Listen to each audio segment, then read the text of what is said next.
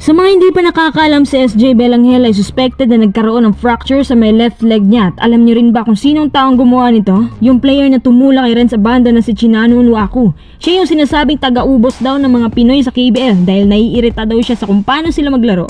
Bakit nga ba hindi naban yan? Gaano katotoo na binayaran daw si Nwaku para mapilayan lahat ng mga Pinoy na umano'y annoying players daw sa KBL?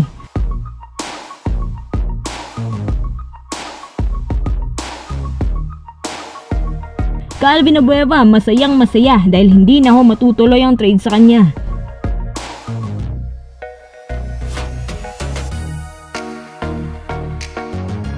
Bago tayo magpatuloy, kung nais susuportahan ng aking channel, just click subscribe and share. Ganito na ba talaga kasama ang import na si Chinano Nwaku? Ang bansag sa kanya ngayon taga-pilay daw ng mga Pinoy at ang taong ito ang siyang dahilan kaya si Renz ay bibitawan na ng anyang KGC.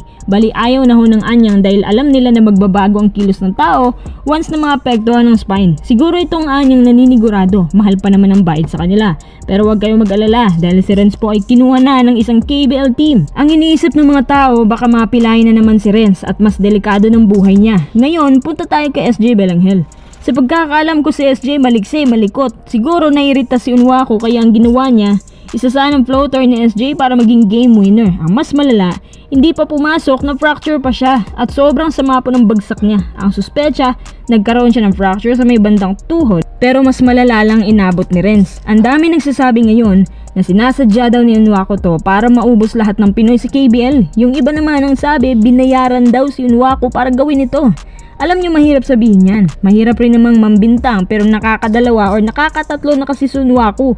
At ang nakikita pa ng mga tao, sinadya niya talagang gawin to. Kasi sa pagkakaalam po ng ibang taga-subaybay ng KBL, irritable itong si Nwaku. Madali daw ito magalit at mairita sa isang player na malikot at mabilis.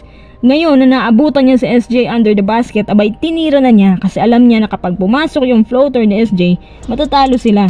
So yun ang paraan niya. Nag-effort rin naman si Nwaku. Nag-effort siya na mamilay para lang matalo ang kabila. Anyway, ang sabi ng KBL, iimbestigahan daw nila itong insidenteng to at naalarma na rin ng KBL Commissioner baka masira sila sa Pilipinas. Alam niyo naman yung ibang teams dyan naghahanap pa rin ng mga Pinoy imports para madagdagan ng kanilang fanbase. Syempre, para makapang-market pa sila ng mga players dito sa atin. Kumbaga, para marami ang manood sa kanila, kailangan pa rin nila tayo. Ang Indo nga nilakihan daw ang sahod doon para lang maglaro siya at sumubaybay tayo kasi alam nila na maraming fans si JB. Itong kaso naman ni SJ hindi naman masyadong malala ang tama kumpara kay Renz at pati ang team ni SJ tutulong sa investigasyon kasi nag-aalit din sila. Taasahan natin na may malaking fine na naman na matatanggap ni Nwaku dahil sa ginawa niya. Sinadya man ito or hindi. Ano masasabi niyo dito kay Nwaku? Sinadya ba niya ito?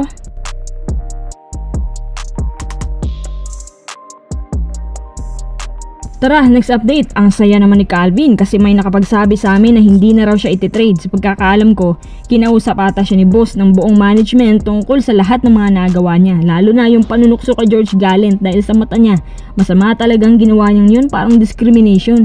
Hindi rin nakakalain ni Kume na uulitin pa niyang mga ganung panunukso. Pero sa kabila ng lahat, pinatawad siya ng management at sabi niya, hindi na raw niya ulitin yun. Ang kondisyong magbago na talaga siya sa pangalawang pagkakataon. Second na to Pero kung sa ibang team to, baka band na yan ni Kume.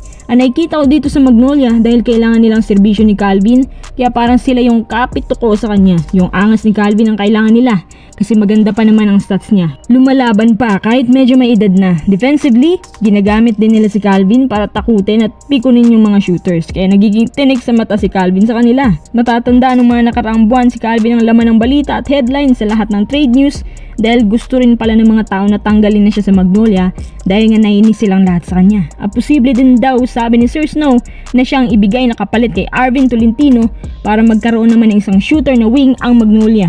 Sa ngayon, mukhang hindi pa muna yan mangyayari. Siguro, 38 na si Calvin at mahina-hina na. Maswerte ka pa rin Calvin. Hiling ng mga tao sana naman magbago ka na. Pero yung iba ang sabi, hayaan nyo na, ganyan si Calvin. Para naman hindi boring sa ating liga. Naku, bigla akong naisip, paano kaya kung imbitahan natin si Nwaku dito sa PBA? Tapos si Calvin ang kabantayan niya. Ano kayang posibleng magaganap sa pagitan ng dalawa?